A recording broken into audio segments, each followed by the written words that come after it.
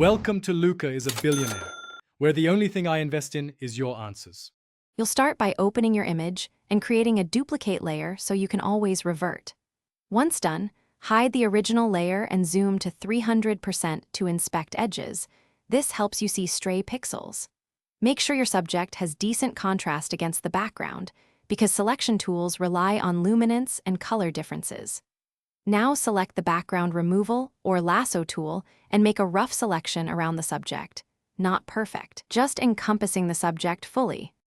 With the rough selection active, switch to quick mask or refine edge so you can polish the cutout. You want a feather between 0.5 and 2 pixels to avoid hard halos, and shift the edge slightly inward or outward by about 1 pixel if the hair or fur looks clipped. Then paint in the mask with a soft 3 to 7 px brush to remove small background artifacts.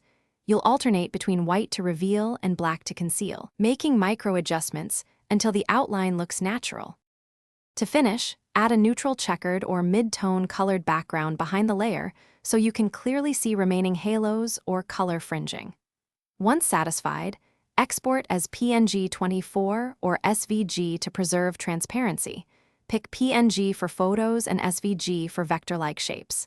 If you still see a halo, apply a tiny 1 pixel Gaussian blur to the mask or adjust mask density by about -5%, and then resharpen the subject slightly if needed. If things break, revert to the duplicate backup and retry more conservative refinements. Thanks for watching, and please subscribe. It's the best investment you'll ever make.